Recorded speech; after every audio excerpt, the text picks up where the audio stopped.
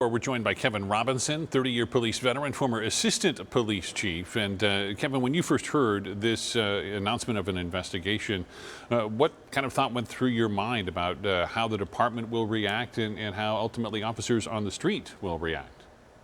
Well, the first thing I thought of it's a good thing, and I'll explain that in a second. But I think there's going to be mixed reactions from different folks within the organization. Some are going to view this as a negative. Others are going to see this as a positive.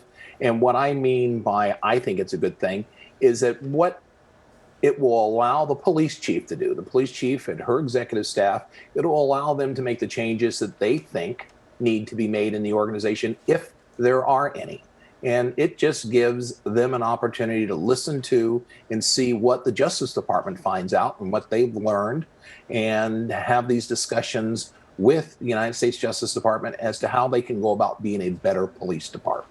There are people that say that what's really needed here is more than just rules and policy changes, but real cultural change within the police department and in police departments across the country. Do you agree?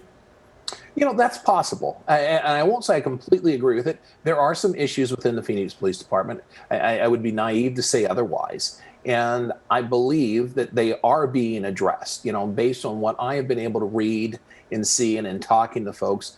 The issues that are of concern to the police chief, she is addressing them, maybe not as quickly as some folks would like to or like to see happen, but they are being addressed. And I think that's the central issue that we're going to see occur here in probably in the next year or so with the Justice Department's probe.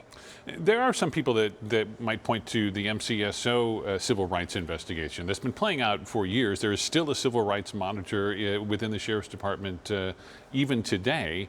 And we have a different sheriff who promised reform, and yet year after year we continue to hear about issues and problems based on the data that they collect.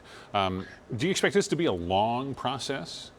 It's hard to tell, because I understand what the Justice Department is going to do. From what I understand, I should say, is that they're going to talk to and look at things within the police department. They're going to talk to folks in the media, such as yourself and others. They're going to talk to the community. They're going to talk to specific or some different groups who may have voiced concerns about how the police department performs its duties. So once they look at all of that, they will have more of a roadmap as to what things they believe they should look at, what things they believe they should address, what things they need to bring to the attention of the police department and city management, and say, yes, there's a systemic problem here that we believe needs to be addressed, or you need to do more training in this specific area. So it's going to be a combination of things after they've studied all the material, all the information that's available to them.